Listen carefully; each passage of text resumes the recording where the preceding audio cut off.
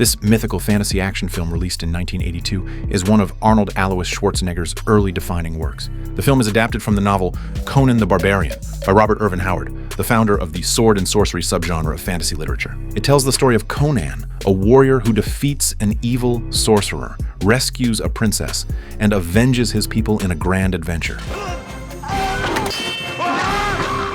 The story unfolds in a primitive, untamed era, an age of war and bloodshed where peace in any kingdom or tribe can shatter in an instant, giving way to brutal conquest and slaughter. Conan's village is no exception. As the villagers go about their daily hunting and chores, a group of armored knights storms in, weapons drawn.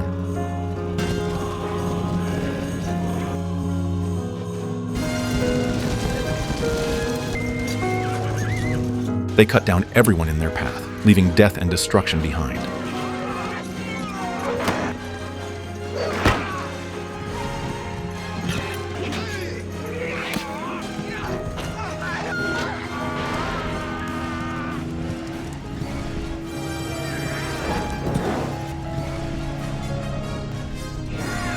Watching his people fall one by one, Conan's father, a blacksmith, steps forward with a newly forged sword, swinging bravely at the invaders.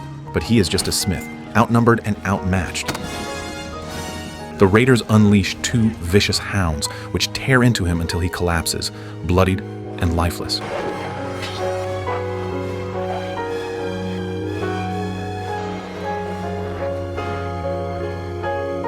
By now, the village is a smoldering graveyard. Only a handful of children and Conan's mother remain. The leader of the knights, Thulsa approaches. Removing his helmet, he examines the sword with interest.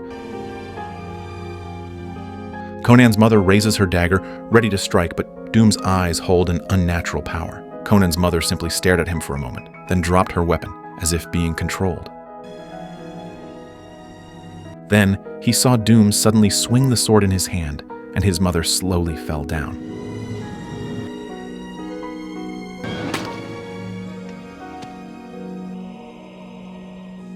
Conan stood there in a daze, but Doom's face and the symbol of his cult seared themselves into his memory.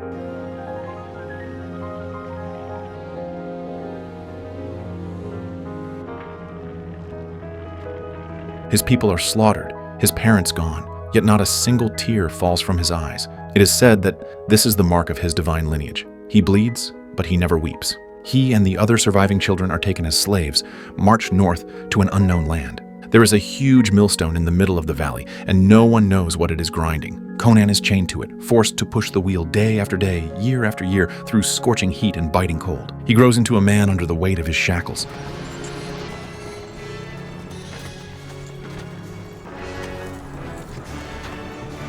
One day, a red-haired nobleman arrives to select slaves. His eyes immediately lock onto Conan's powerful frame. Opposite Conan was a strong man in armor, and between them was a narrow stone pit. As night falls, the camp erupts in noise. The crowd has gathered for a brutal fight to the death. Conan, strong but untrained, is thrown into the ring as a gladiator, pitted against another slave. The crowd of onlookers are both spectators and buyers. At this point, Conan is all brute strength with no fighting skills to speak of. He starts off clumsy and out of his depth, looking completely overwhelmed. Fortunately, Conan's divine lineage and warrior's physique soon unleashed his primal strength. And with sheer ferocity, he overpowered his opponent. From that point on, Conan fought with growing experience and confidence. He even mastered the use of all manner of weapons, gradually rising to become the undisputed fighting champion of the land. Yet, at this stage, Conan was less a true warrior and more a savage beast.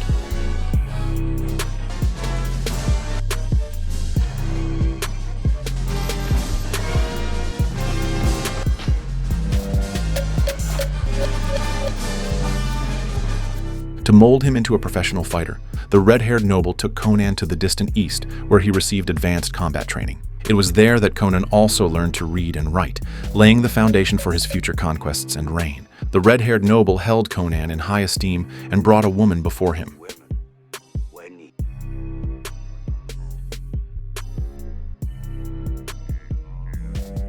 Conan, what is best in life? To crush your enemies, see them driven before you, and to hear the lamentation of their women. Soon after, in an unexpected act of mercy, the red-haired noble removed Conan's hairpin, shattered his chains, and granted him the freedom he had longed for. On this day, Conan was running hard across the field because a group of hungry wolves were following him. Weaponless, he could only run. Spotting a pile of boulders ahead, he scrambled up them, only to tumble into a hidden cavern beneath. What he found was less a cave and more a tomb, littered with bones and marked by signs of human excavation.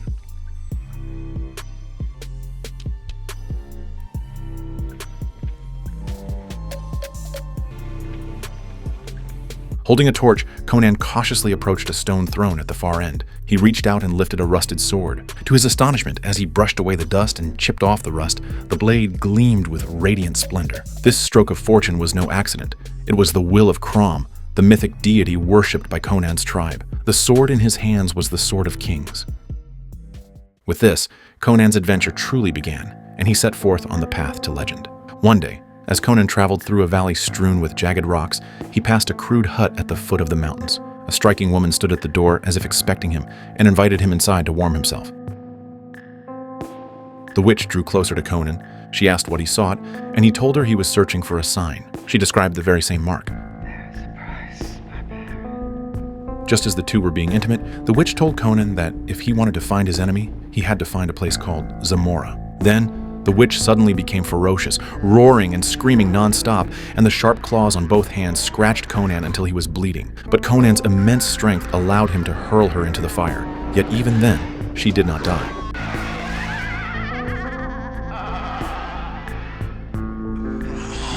The next day, as Conan packed his gear and was about to leave, someone suddenly called out to him, asking for food. Outside the hut, he discovered a man locked in chains, someone he had overlooked the day before. The man's name was Subotai, a thief and an archer. His arrival, too, was ordained by fate, destined to serve as Conan's loyal companion and aid in his conquests. The two struck up an immediate rapport. Conan freed Subotai, and they set off together.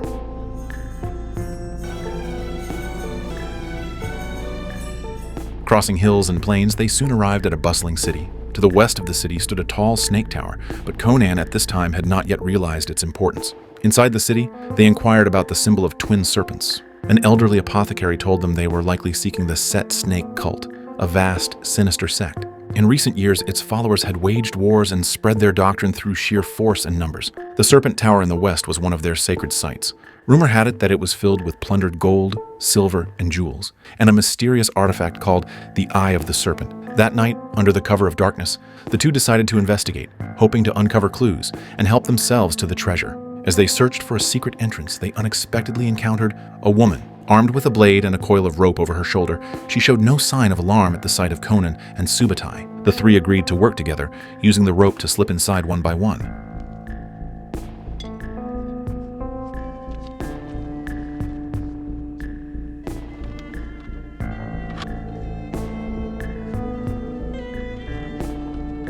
Inside the tower, a ritual was underway. Valeria suggested she stay behind to keep watch while the other two pressed deeper. When Conan and Subotai reached the bottom, they found the floor littered with bones and rats gnawing on rotting flesh. They moved through a drainage tunnel into a circular pit. At its center stood a statue coiled with twin serpents, and beneath it, a massive python lay motionless, its eyes open.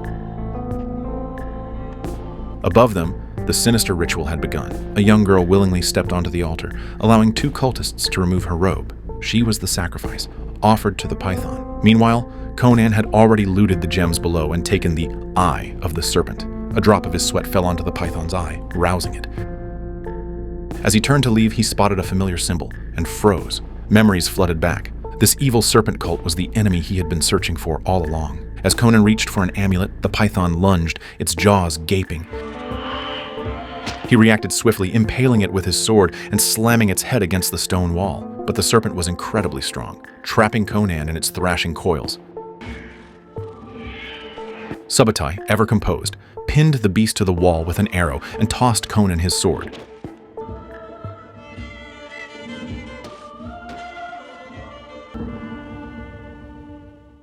The girl meant for sacrifice screamed in terror at the sight, drawing the attention of the cultists. The commotion alerted others, including Valeria, who had been disguised among them. Her unfamiliar shout raised the high priest's suspicions.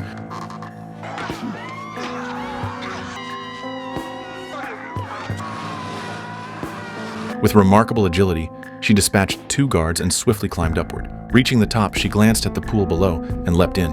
Conan and Subotai exchanged a look. There was no other choice, and followed. After returning, Conan and Valeria were drawn to each other and soon became involved. For a while, Conan lost himself in a life of indulgence, his thirst for vengeance against Thulsa Doom fading away.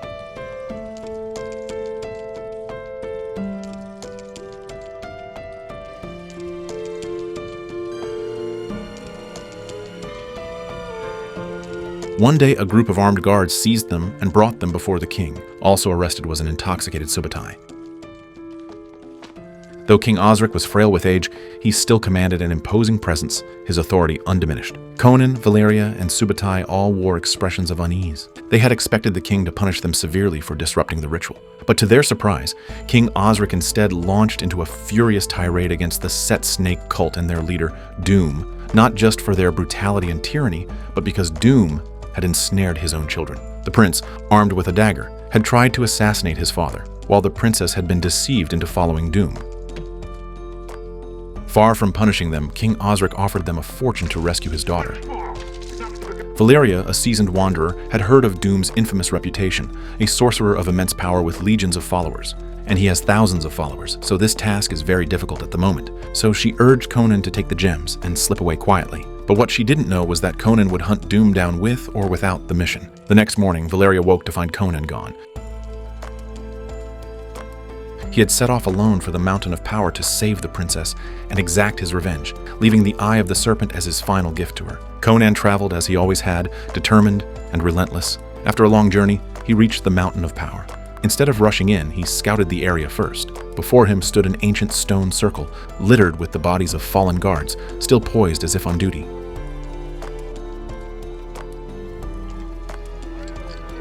Beyond the stones lay a beach where a simple hut housed a wizard. At first, the wizard shouted warnings, but when Conan showed no fear, the old man laughed instead. Conan, sensing no malice, laughed along. This wizard, like Subutai, was destined to play a crucial role in Conan's rise, and it was he who would later chronicle Conan's legend. The next day, Conan shed his armor, dressed as a humble pilgrim, and made his way toward the mountain. At its base, Doom's followers had already gathered. Since the pilgrimage hadn't yet begun, Conan waited a full day and night. At dawn, thousands of devotees surged forward, led by priests, filling the air with fervor. Overwhelmed by the spectacle, Conan hesitated until a white-robed priest approached, offering kind words of reassurance. Conan played along, pretending to be a devout follower, and the two moved to a quiet corner. Seizing the opportunity, Conan knocked the man unconscious, stole his robe, and blended into the long procession heading toward the mountaintop temple.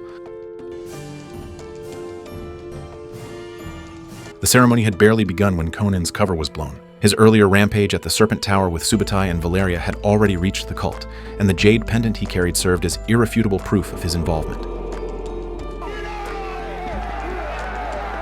Captured, Conan was beaten and then nailed to the Tree of Woe, left to endure the scorching sun and howling winds. Vultures circled overhead, waiting to feast on his flesh. With sheer willpower, Conan fought back, even killing a vulture that dared to peck at him, buying himself a fleeting respite. He drifted in and out of consciousness, losing track of time. Just as he teetered on the edge of death, he caught a glimpse of Subutai rushing toward him. A faint smile crossed Conan's lips before he blacked out. Valeria arrived with Subutai to rescue him.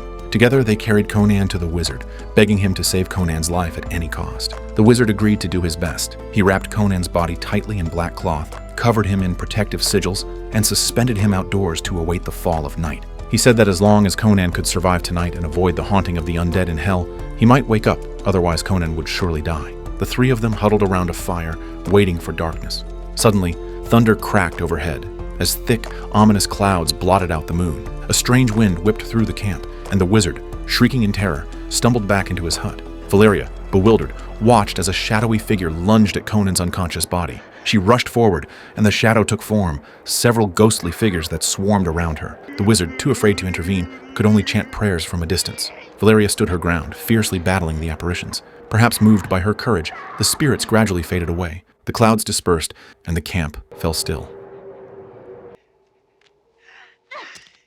At dawn, as the sun rose, Conan stirred back to life. Miraculously, his wounds had healed without a scar. After 2 days of rest, he emerged even stronger than before. This time, he resolved to storm Doom's temple again, but Subutai and Valeria insisted on joining him. Their mission was no longer just revenge. They were bound by contract to rescue the princess. Together, they set off once more toward the Mountain of Power. Before ascending the mountain, the three disguised themselves. They found a hidden entrance at the rear of the mountain and slipped inside. It was a natural cave, serving as the cult's kitchen, and the food they prepared was human flesh.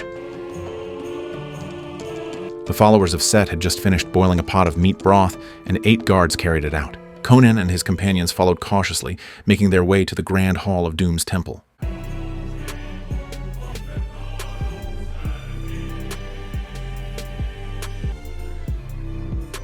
What greeted them was a scene of decadent excess. The pool in the hall was packed with scantily clad men and women, while on the stone steps above, the princess sat in meditation beside Thulsa Doom. Doom's eyes gradually transformed into serpentine slits, revealing his true nature as a snake demon, explaining his unnatural power and millennia-long life. Seizing the moment while the guards and Doom were distracted, Conan and his companions threw the hall into chaos.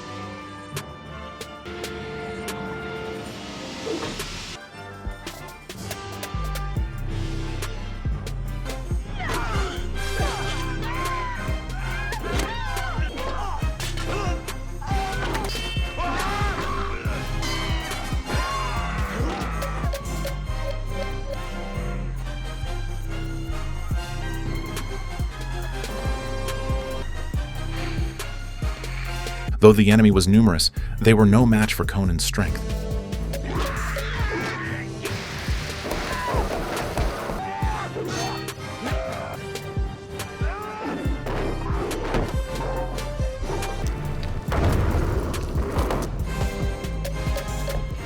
After rescuing the princess, Conan hoisted her onto his shoulder and charged toward the exit, with Valeria covering their retreat. They reached the foot of the mountain, mounted their horses, and galloped away without stopping. Doom, restored to human form, casually transformed a venomous snake into a poisoned arrow and took aim at the fleeing group. Conan and his companions continued their desperate escape, only checking Valeria's wound after putting some distance between themselves and the temple. The arrow's venom was fatal, and Valeria died in Conan's arms. After cremating Valeria, Conan set traps among the standing stones, awaiting Doom's arrival. The princess, as the cult's sacred figure, ensured Doom would pursue them.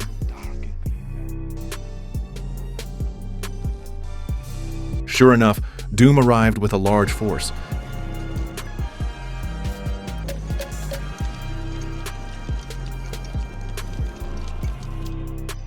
As his followers rushed into the stone circle, Conan emerged with a massive axe.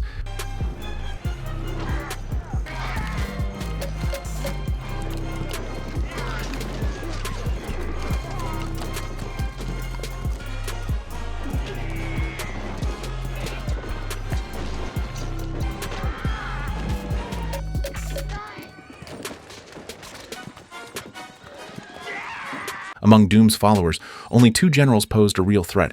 One of them fell into Conan's trap. The other warrior wielded a longsword and was even stronger than Conan. With both hands gripping his blade, he forced Conan into a desperate retreat, driving him back step after step. At the critical moment, the spirit of Valeria suddenly appeared. Like a Valkyrie, she struck with a single move, blinding her opponent. Then, after uttering a final word, Valeria vanished into thin air. Seizing the opportunity, Conan rose to his feet, possessed by the spirit of a war god, and launched a ferocious counterattack, swiftly defeating and killing his opponent. Doom's forces were utterly annihilated. As Doom prepared to retreat, he heard the princess's cry for help, but instead of aiding her, he transformed another snake into a poisoned arrow and aimed it at her. Subutai intervened just in time, blocking the arrow with his shield. Doom, unfazed, rode away calmly. The princess, finally free from Doom's influence, realized the truth. The revered leader she had worshipped was nothing more than a cold-blooded snake demon. She helped Conan reach the highest point of the temple. Below, Doom was still manipulating his followers with his honeyed words. But Conan, sword in hand, had already crept up behind him. Doom showed no surprise at Conan's sudden appearance. He tried to unsettle Conan, claiming to be his father, attempting to cloud his mind, but Conan was no longer susceptible to such tricks. After a moment of hesitation, he raised the broken sword forged by his father and struck Doom down with a mighty blow. The crowd below gasped in shock, but Conan didn't stop. He beheaded Doom, sending his head tumbling down the steps. As Doom's head rolled away, the followers fell silent. Like the princess, They began to awaken. The so-called immortal, all-powerful leader was just a mortal body that bled and died. One by one, they threw their torches into the pool and dispersed.